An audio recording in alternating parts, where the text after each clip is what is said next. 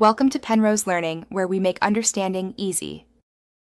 In this video, I will explain how to plant green giant arborvitae. First, select an ideal planting site. These fast-growing evergreens thrive in full sun, needing at least 6 hours of direct sunlight each day.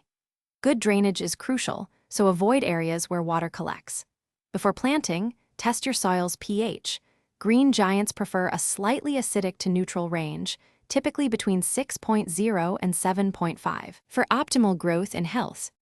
Next, prepare the planting hole. Dig it 2 to 3 times wider than the root ball, but only as deep as the root ball itself. This allows roots to spread easily.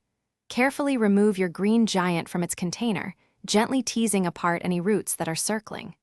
Position the plant in the center of the hole, making sure the top of the root ball is perfectly level with the surrounding ground to prevent future issues.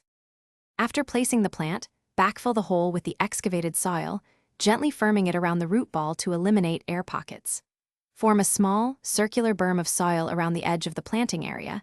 This helps direct water to the roots. Water the plant deeply and slowly immediately after planting, ensuring the entire root ball is thoroughly saturated.